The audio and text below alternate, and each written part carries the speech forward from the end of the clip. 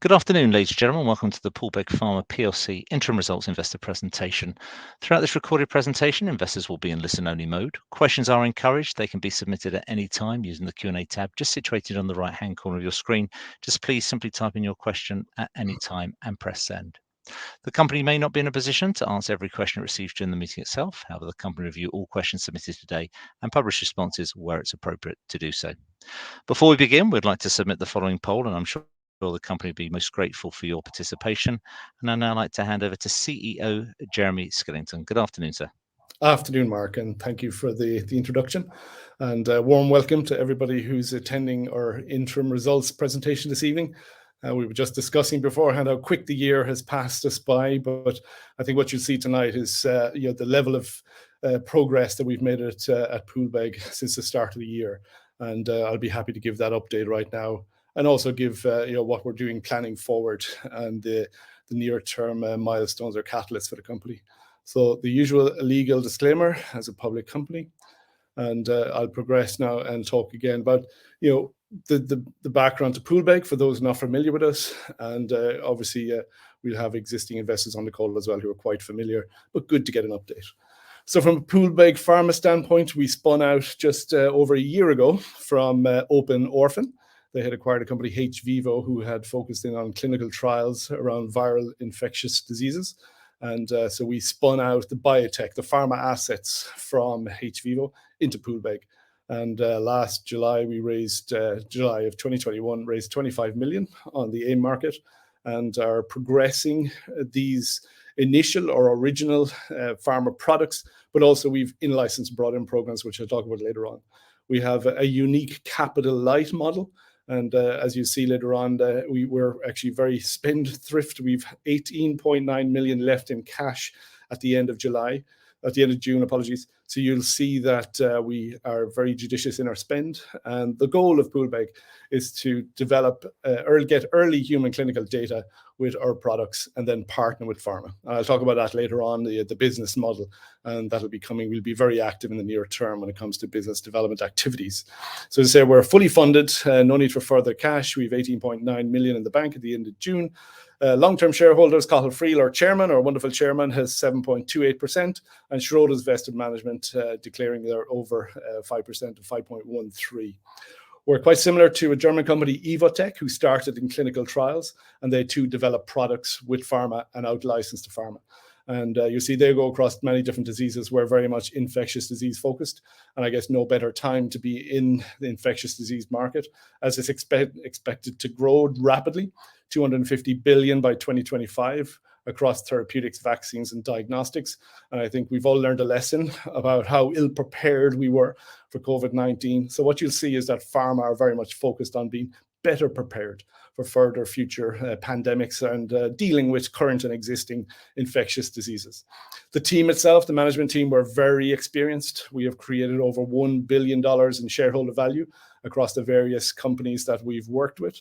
And again, very proud to be on board with Cathal Friel, our founder, along with Ian O'Connell. And again, we have a very experienced team behind this, to drive POOLBEG forward. As I said, we IPO'd July of last year. For 13 and a half or so months later, we've made a tremendous amount of progress. We're expanding our portfolio of assets. So we're building out our pipeline with our internal programs and balancing that with external in-licensing as well. And again, it'll be a self-funding business model where we'll out-license early and often with pharma and fill their pipelines. And then they can take it forward into the longer, more expensive phase 2s, phase 3s, clinical trials, and ultimately on the market. And from that, we generate revenue from those deals.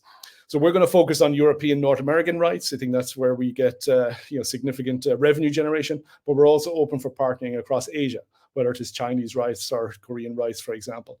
So we plan to be a one-stop shop for pharma to license infectious disease assets. So that's the POOLBEG strategy in a nutshell. Again, this is a graphic just describing how we do this.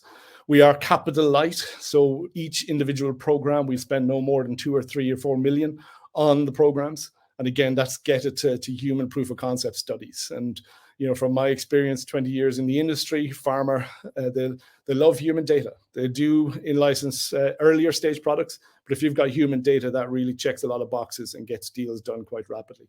So we plan, again, fortunately, in infectious diseases, these low-cost clinical trials.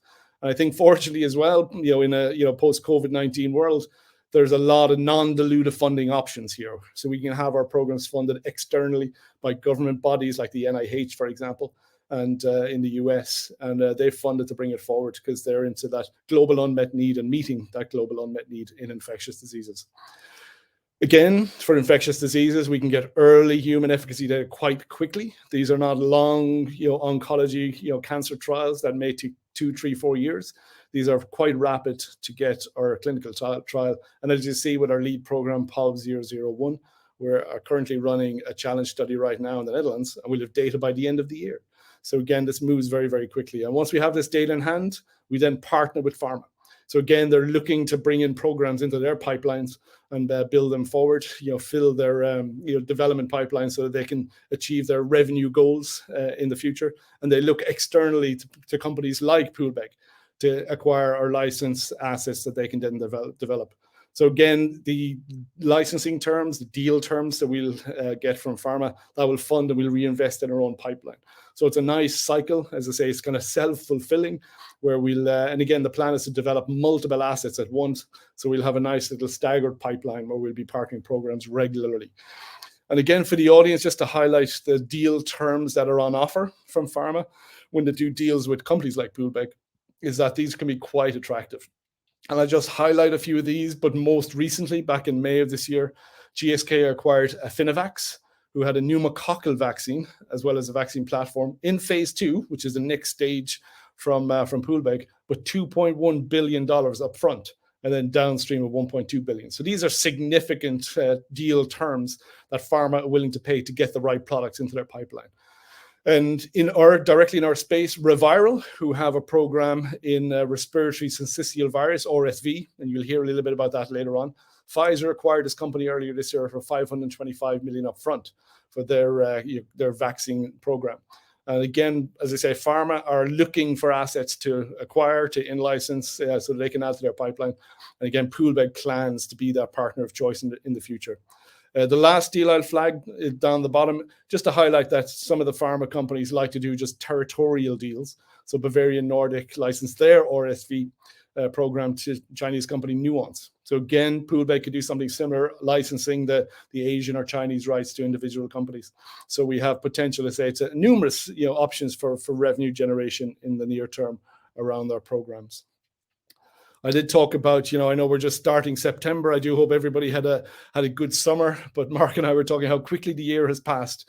But again, very proud looking back from a POOLBEG standpoint, how much we've accomplished in that short 8 months.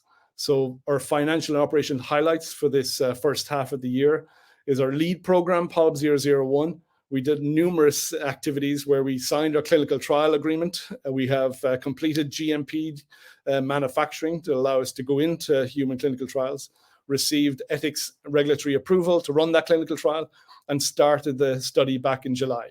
And again, this is hitting with our IPO milestone. We stated at our IPO that we will push rapidly, have this in the clinic by summer of 2022.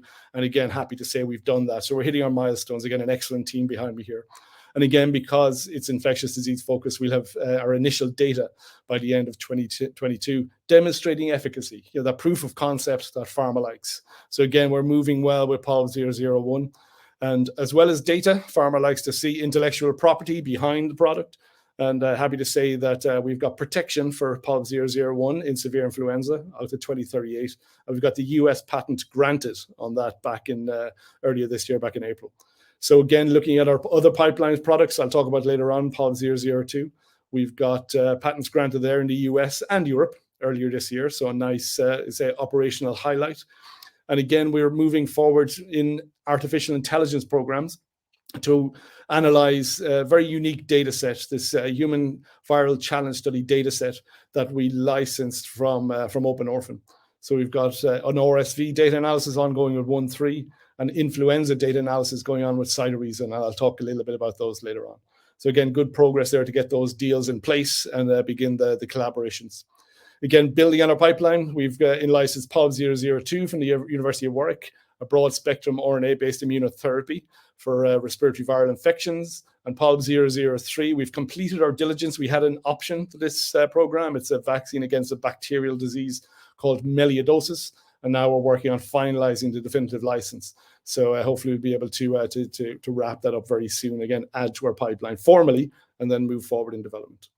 And a reminder that we're very well capitalized. I know these are challenging times for many companies, but because of our IPO last year and our capital light model, we're very well capitalized with a strong cash balance of 18.9 million. And again, we'll continue to have low operational cash burn. We have significant resources to build the pipeline continually. And then we are exploring non-dilutive funding. If we can get external non-dilutive funding to move the programs forward, happy to do that. And I think in infectious diseases, we're at the perfect time to do that. This is our pipeline, our activities in a one-slide nutshell. So again, it's very exciting. We're hitting many different areas. You'll see we're hitting therapeutics, we're hitting prophylactics, we're hitting vaccines. And again, we've got platforms to move along. So again, I'll talk about each of these individually as we go along, but POOLB 001, severe influenza, so I started a challenge study, so we'll have data as an upcoming catalyst. We'll have data coming out at the end of the year. And again, we'll begin our out-licensing discussions there after we demonstrate that proof of concept. For 002, we're kind of working on a development plan with our collaborators, and that's, again, ready to move that forward. We're lining up, manufacturing, for example, to get that going, and I hope to get that through. And obviously, the goal is to get that into the clinic quickly. And again, 003, complete the licensing and development plans and move that forward. So these are 3 individual products. When we look at our platforms, I just want to highlight that we can get many different pipeline products coming out of each and every platform. So the AI deal we did with 1.3 around RSV, that's progressing well. We had a joint steering committee last week. They updated us on their progress and continual discussions back and forth. So again, we have a very unique data set. So we expect to have results by the end of 2022 on that. For the influenza drug analysis, that's ongoing as well. Results expected into next year. And again, they have a different approach. And for each of these, we'll have new drug targets that comes out of this analysis, and ultimately new drugs that then we can bring forward into RSV and influenza for each of these analyses. So again, it could be multiple drugs that comes out of each of these collaborations. And on the bottom then, very excited about our oral vaccine delivery platform. Again, we're all very familiar with vaccines and injections in our arm, but I think the next wave of technologies will be looking at oral administration of infectious disease vaccines. And that there's multiple advantages to that I'll talk about later on, but we have an exciting technology there that's micro nano encapsulation that protects the vaccine when you take it orally. So again, working through that.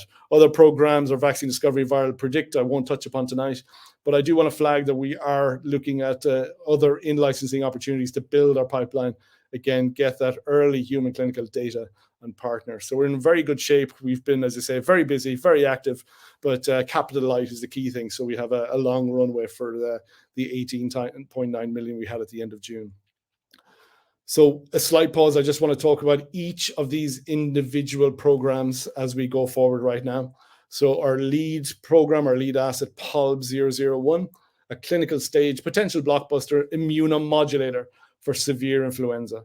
And this is a one that, let's say, we inherited from Open Orphan when we demerged in July of last year.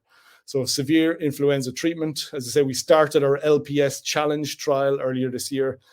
This has the potential, for transformational treatment. There is nothing out there for severe influenza right now. We've all heard of influenza vaccines, which prevent diseases, but if they're very weak every year, they change. And if you happen to get influenza and progress to severe influenza, there's nothing out there for that. So what happens is that the immune system responds negatively to the presence of the virus and actually goes into a cytokine storm, which causes a lot of lung damage, cell damage, vascular damage.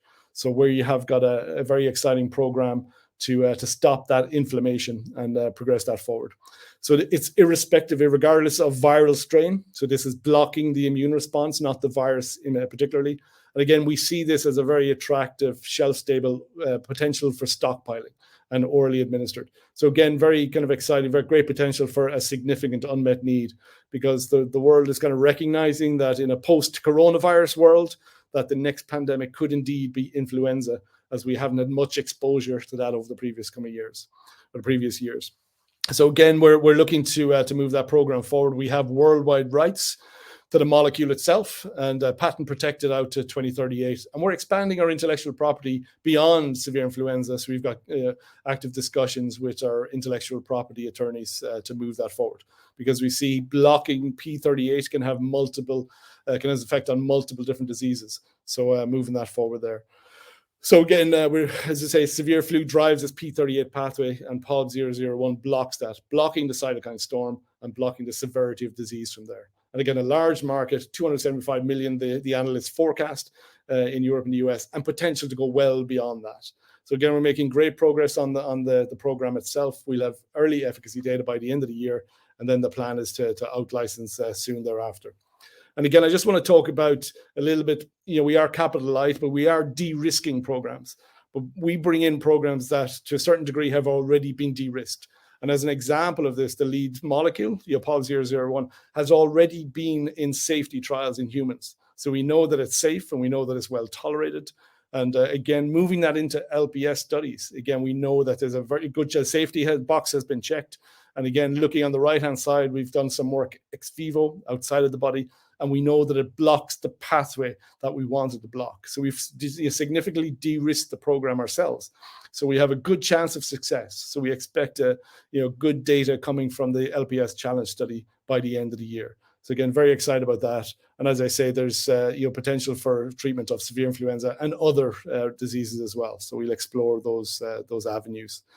A brief slide, I won't go into detail here, but here is the LPS trial design for those who are so interested. So this is to evaluate POOLB 001 on the inflammatory response following intradermal, that's under the skin, and intravenous, in the veins, challenge with lipopolysaccharide. And this is a bacterial fragment that the body recognizes as foreign and drives an immune inflammatory response, similar to what happens if you're infected with influenza. So the body recognizes the influenza virus as being foreign and drives an inflammatory immune response. So again, we see this as a surrogate. So this is ongoing. As I say, we started back in July. The volunteers have been enrolled over the last number of weeks, so the study is ongoing. So we're going to do 3 different doses of 001 and 12 volunteers for each different dose. And as I said, the patient profile are healthy volunteers and no prior history of inflammatory diseases. The design in the bottom, I won't go into detail, but it's quite detailed in that we're analyzing 3 different drug doses. But on the right-hand side are the key data that will come out, the endpoints. How the skin responds. We have imaging set up to do that. The blister is where we look at the immune infiltrate, the different cells that respond to the treatment. And again, safety tolerability, of course. And then on the bottom, we're looking at the response of the immune system down to the molecular level. So we're looking at the cytokine responses, the CRP, C-reactive protein, and obviously looking at safety and tolerability. So we'll have a very interesting, complete data set at the end of the year to begin our partnering discussions with pharma to move this into a severe influenza setting. So again, very happy that we're hitting the milestones that we set at IPO, that we start that trial this summer and move it from there. So again, that's again a terrific milestone for the team to begin that clinical trial. But we've got others coming behind it, other exciting therapeutics. POOLB 002 is a first-in-class broad-spectrum RNA-based intranasal immunotherapy for respiratory viral infections. So again, in the same category as influenza, but importantly, we're also targeting the 85% of these non-influenza respiratory viral infections. So again, a great potential for a marketplace for this. It's got a late preclinical data package that we're excited about. And again, we pursue, there's very few treatments available for these type of diseases. So the data package we have, we're very excited about. We're ready to progress this forward. As I say, the deal was signed earlier this year. So a lot of discussions going on about the transfer of data materials, etc. So, one of the US key opinion leaders has stated a broad spectrum antiviral that gets around the fact that we don't always know what we're treating would be game changing. So if, and there are various settings like, elderly old folks homes, for example, or an army base setting where if a viral disease is catching, we can have this kind of prophylactic, where treatment in advance of getting infection, or indeed therapeutic, where we can block the infection from there. So again, very exciting program that we're moving forward. This is just a snapshot of the data sets here. On the right-hand side is kind of shows that it has a very potent effect on blocking influenza A response in a model of influenza. So again, quite compelling, where it kind of fully protects against influenza. There's been 20 plus years of work at the University of Warwick, enjoying working with Andrew Easton to move this forward. And again, this will be a single dose intranasal administered. So again, nice and simple and straightforward. We can address a lot of markets through this approach. And again, it can actually treat the disease if you have it, but block the disease if you don't. So again, a dual purpose that we're very excited about. And again, across influenza and other respiratory viral infections by triggering the mucosal immunity in the nose. So late preclinical, doing some work and scoping out around manufacturing, etc. And again, importantly, as I mentioned earlier, we've had US and European patents granted earlier this year. And again, patents are key to, to advancing and adding value to the program. So broadly, just as an overview picture, respiratory viral infections affect annually 5 to 20% of the global population. There are 3 million plus annual deaths. It is a top 5 global cause of death, particularly in the very elderly and the very young. And again, potential for pandemic. So again, for this, a potential for stockpiling and have it ready for future infectious diseases. So again, very excited about that program, as we are about POOLBEG 003. And this is a vaccine against a bacterial disease called melioidosis. And we took an option to this program back in December of 2021. We've completed our diligence, so we're progressing now to actively bring this into Poolbeg and to move it forward. So we've had some really good discussions around development plans, etc., with our collaborator, Professor Siobhan McLean. So melioidosis, many of you may not have heard, it's a tropical, subtropical disease. But interestingly, due to climate change, it's actually spreading from these tropical, subtropical regions. It's recently been identified in the grounds in the US, quite surprisingly, and in countries like Nigeria, for example, where it hadn't been seen before. The bacteria is Burkholderia pseudomallei. And again, it's quite a tough antibiotic-resistant bacteria. There's nothing out there for melioidosis, so there's a significant unmet need. And you'll see here 165,000 cases annually, 54% fatality, and again, 0 vaccines. So this is kind of a high unmet need. And I think from a Poolbeg standpoint, that there's a great need for this, particularly as it's on the US Center for Disease Control designated Tier 1 biothreat. So they see this bacteria because it is so robust that it has a potential as a biothreat. So they are, looking for opportunities out there that they can use and indeed fund to have vaccines available. There was an outbreak recently from in the US, so they are on high alert in the US. This was quite unfortunately through distribution of a fragrance spray, and it shows how robust the bacteria is, that it's able to survive in these floral design sprays in the room and survives. It does, so again creates challenge, and as I say, 54% fatality. I always like to insert a little bit of data, the scientist that I am, but as you'll see on the right hand side is that there's a 75% survival in this model of melioidosis, so having the vaccine versus not having the vaccine. So you'll see it has a robust immune response. And I know you've probably heard through the pandemic of these T cell responses and B cell responses. B cells responsible for antibodies, for example. So again, we see in this animal model that there's a robust response in both senses. So we are triggering the immune system, and we are seeing benefits. So again, this enables us to move forward with confidence that this is a vaccine now that's worth pursuing, that the preclinical data is of sufficient interest and sufficient validity. Interestingly, from this standpoint, there is a skew in these tropical, subtropical regions to patients with diabetes are particularly susceptible. So we see that there's different clinical trials we can run, and again get positive clinical data, focusing in on diabetic patients, for example. So again, it's a subpopulation we can pursue.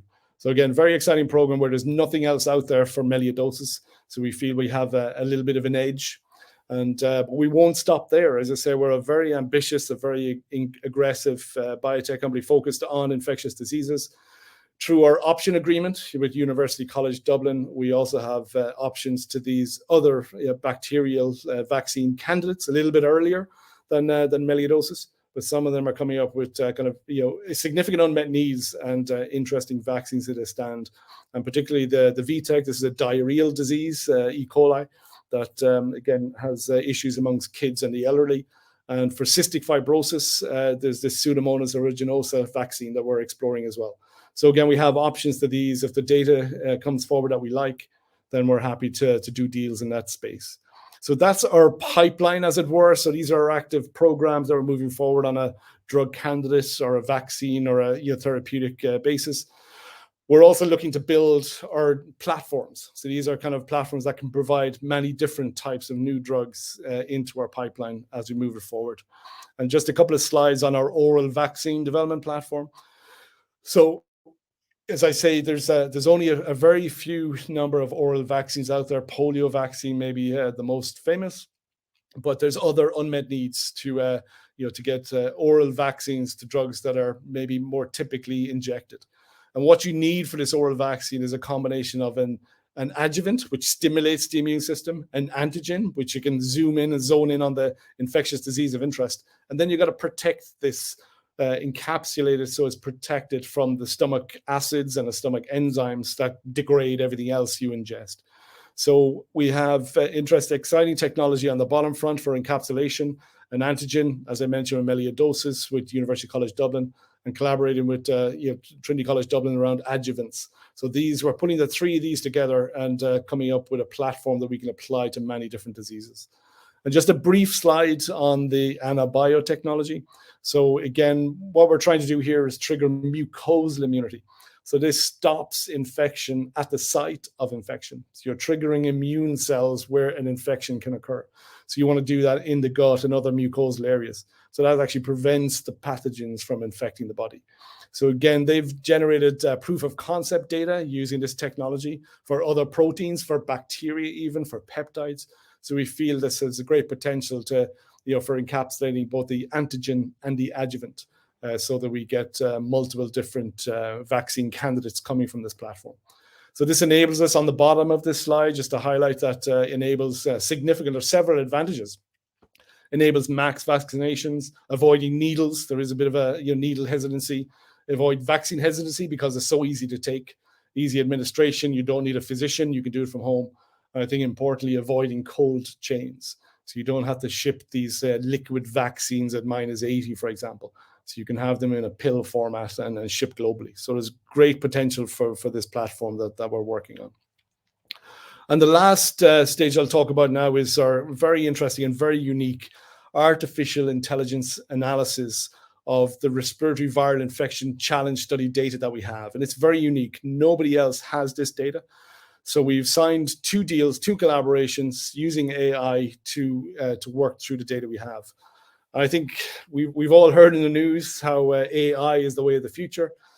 In the future, a lot of drug discovery, drug development efforts will use artificial intelligence. We're a little bit overwhelmed by data at the moment. And I think using AI and super computers, high-powered computers to analyze the various data sets will go a long way in, number one, de-risking programs, that we can pick the right targets, we can pick the right drugs to move forward with so that they'll be successful in the clinic. And then number two, it'll shorten timelines. We'll be able to kind of move forward quicker because we've identified, for example, patients that will benefit first. So you can see here that there's a rapid exponential growth in the kind of investment in AI. And again, we're very happy to be part of that, part of the contribution using our data in the AI spectrum to analyze our data. We have 2 deals ongoing right now, 2 collaborations around RSV with colleagues at 13 Biotech, and that's to identify new drug targets and treatments. And stage 1 has been completed, and now we're building into that model optimization of it, and ultimately identifying drug targets that cause or drive RSV, and then number 2, drugs that will block that response. And I just want to spend maybe 30 seconds just to explain what we're doing and why it's so unique and I think really important.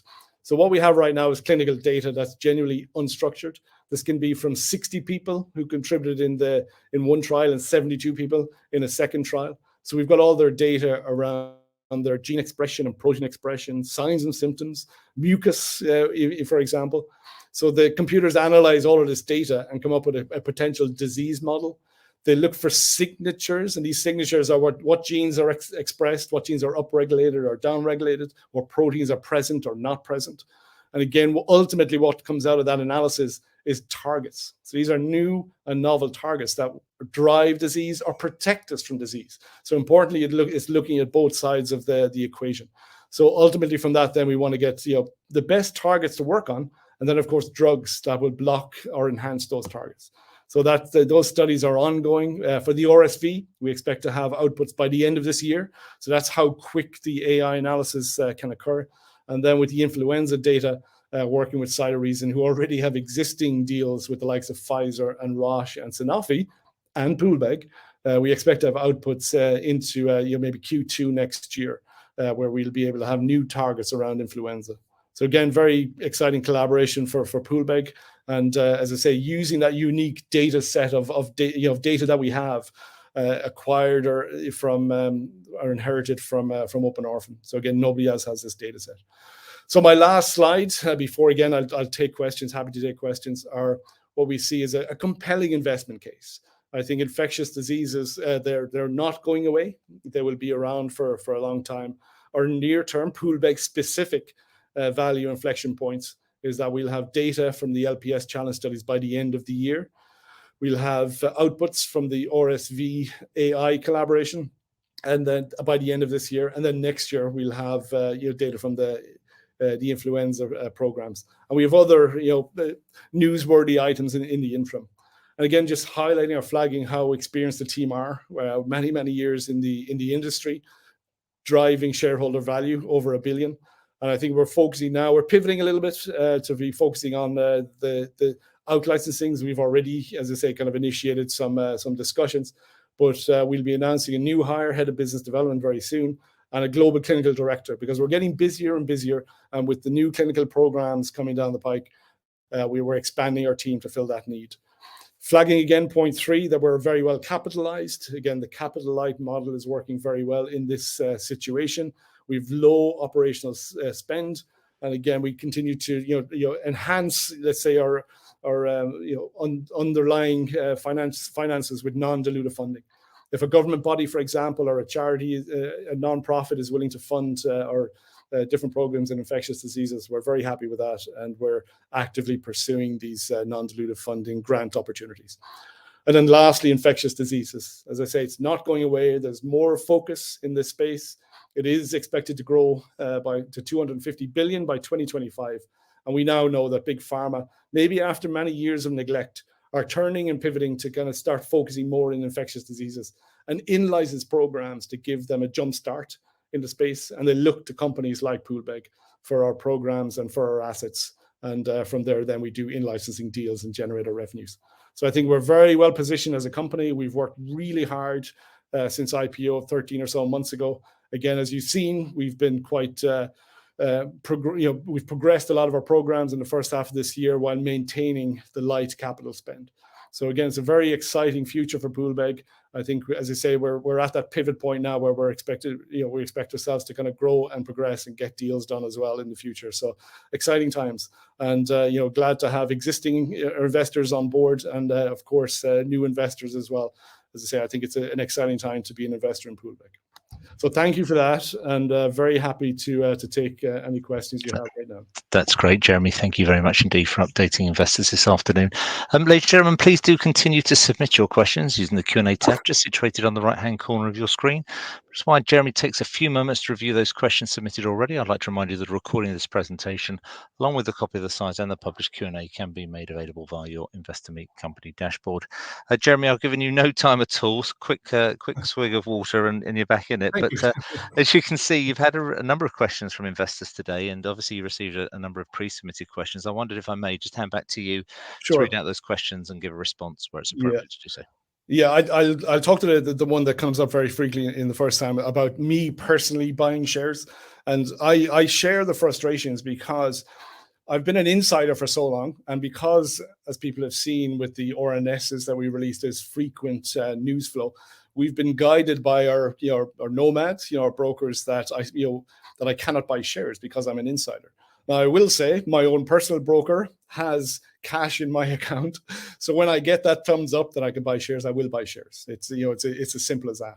But it's so the only, as I say, the only holdback is the fact that I'm such an insider, because we do have newsworthy items, coming down the pike and, announcing very regularly. So I share the frustrations, as I say, I think I believe in the company. I believe in our strategy. I think, I was going to say but we as a team have worked really hard over the last number of years to build, the company in license programs and move it forward. And of course, happy to buy shares when I'm allowed.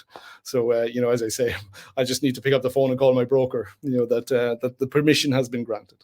So that's the first question, getting that out of the way. I think there's a question here that was pre-submitted about share buyback. I think, we're fortunate to be in such a strong financial position right now. I mean, the share buyback was approved by our board earlier this year.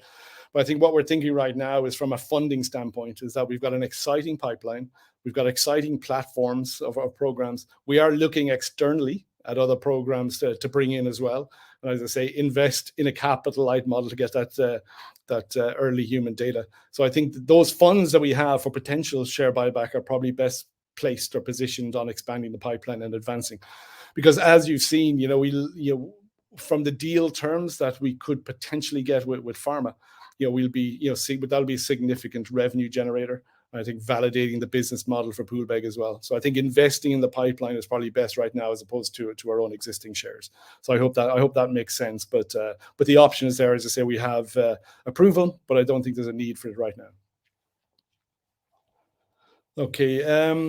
There's a question here from Robin D. Approximately how much will the phase 1 challenge study of POOLB 001 cost to undertake? Again, appreciate that. Obviously for contractual reasons, I can't go into detail, but it's not that expensive. These are 36 healthy volunteers. The trial, the company that we run it with, CHDR, run these very regularly, so they have their own efficiencies to run it. So it's not in the multiples of millions. We have again, we've kind of kept the negotiator hard to keep the cost down, quite low. So very manageable.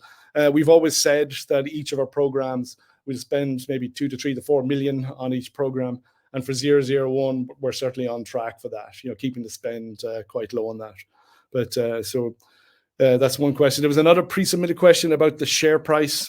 And again, maybe like my own share partners, I share the frustration. These are very challenging, difficult times. It's a puzzle for us. We're executing on our strategy. We've got 18.9 million in the bank. I don't think that reflects the value of the company. Certainly the share price doesn't reflect the value of the company. We do, as I say, from a Poolbeg standpoint, the best we can do is just to continue executing on the strategy, hitting our milestones, and we'll continue to do that. So we're expecting the market will recognize that. I understand there's I've used the term choppy waters. There's a lot going on outside of Poolbeg on a global global standpoint. Global uncertainties, inflation, interest rates, etc. But we're going to continue to execute on our strategy, and I think at the price right now, we're a very good investment opportunity for those interested. So again, we're frustrated, as I say, but I think that we'll continue to stay focused on our mission and on our goal, driving the science, driving the programs forward, and ultimately getting this to patients that need it most. And that's the true value in the company. I think that their share price then over the next while will reflect that. Let's see here. Robin D. again, another question. There are a number of other vaccine candidates other than melioidosis that were under option correct. Yes. An update on those. I did mention in the presentation that we're focused on melioidosis right now because it's much further along. Professor Siobhan McLean, our team, are working on the others. We do like the E. coli. There's a large unmet need there, these diarrheal diseases. And then I mentioned the cystic fibrosis program as well for Pseudomonas aeruginosa. I think these are quite interesting. Earlier stage, so we're kind of monitoring them closely. But because we have an option, as I say, we can pull the trigger when we deem that'll be the right time to do that and bring it into our pipeline. We don't want to go too early because, as I say, we've got other programs further ahead, and we want to get it into the clinic as quickly as possible. All right, let's see here. Can you give any guidance on likely dates for starting clinical trials on 002, 003? Again, appreciate that. 002, we just in-licensed earlier this year from University of Warwick. So we're kind of into the development plan. It did come with a very impressive, very large data set. So we're working on the development plan and moving that forward. So, we're kind of looking at manufacturing vendors, for example, to get that going. So, we do plan to move that forward as quickly as possible. And I do mention the 003, as I say, that was under an option. Now it's under a license, so we can kind of get our kind of arms around that. We have been preempting, again, talking to manufacturers. Again, we need GMP, good manufacturing practice, manufacturing to allow us to put this into humans. So we've had discussions already with GMP facilities to get that moving. So we are kind of moving in the background. And what I will say is that we'll update the market in due course. Whenever anything, milestone is coming or milestone has been achieved, we'll update the market, of course, in that regard. Okay. Alan J, just reading here's a question. Are big pharma, or is there a target pharma currently in the wings to partner with 001?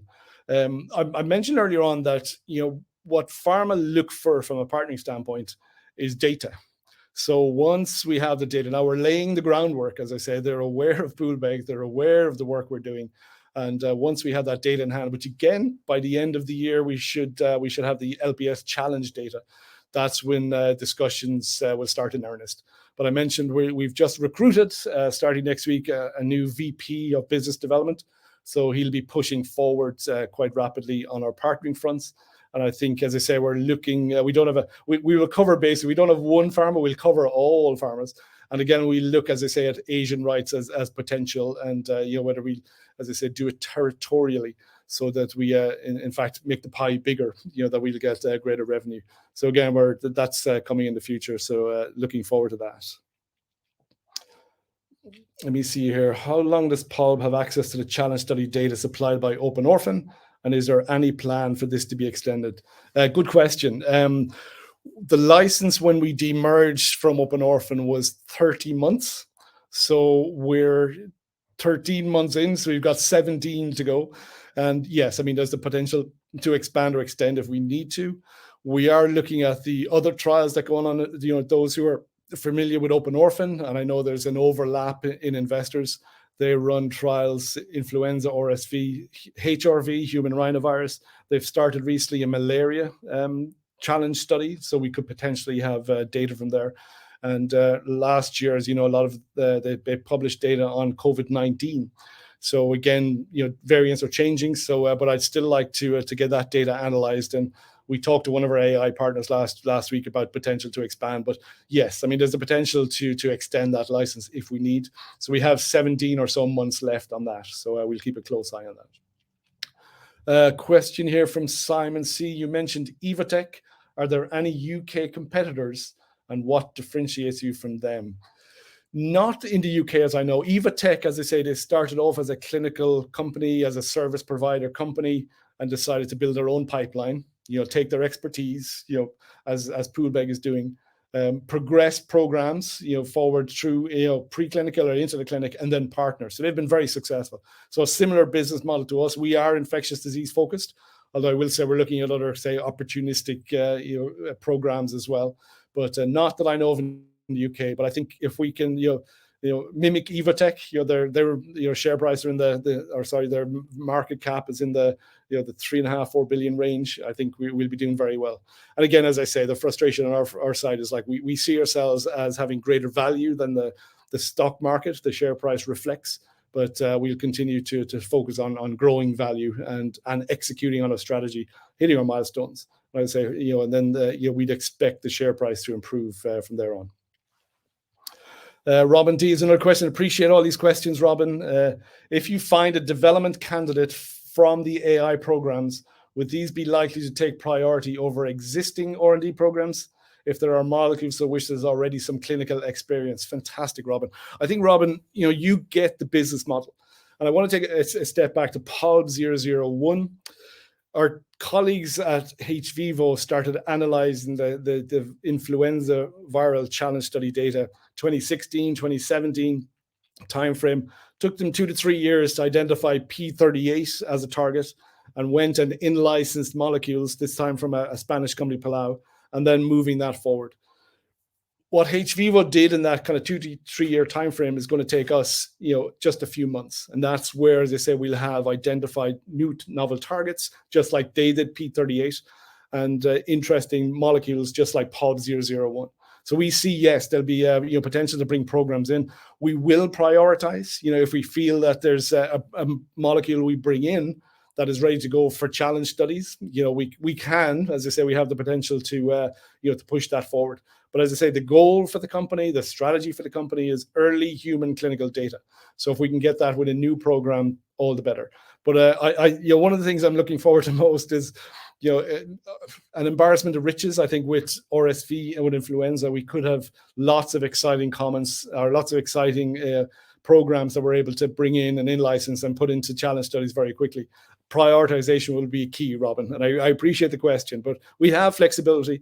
And again, a reminder, like we have sufficient cash and we have a capital light model, so we can test several of these.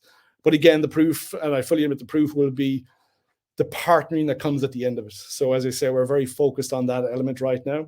Again, we're bringing in a head of a VP of business development with many years experience in the industry to drive that forward as well. So again, appreciate all the questions. I think we're kind of running out of time here. If there are additional questions, again, we're happy to answer those afterwards. But I appreciate your time. And as I say, we at POOLBEG, I'm very proud of the team that I have behind me here, who've done excellent work to advance the company, advance our programs. But as I say, I still feel to me we've a long way to go. There's a lot of opportunities to drive value in the company with the numerous programs we have. So again, I thank you all for your time this evening. And again, if there's follow-up questions, we're happy to address that in the future. That's great, Jeremy. Thank you very much for updating investors today. Can I please ask investors not to close this session, as we'll now automatically redirect you for the opportunity to provide your feedback in order that the company can better understand your views and expectations. This may take a few moments to complete, but I'm sure will be greatly valued by the company. On behalf of the management team of POOLBEG Pharma PLC, we'd like to thank you for attending today's presentation, and may wish you all a very pleasant evening. Thank you very much.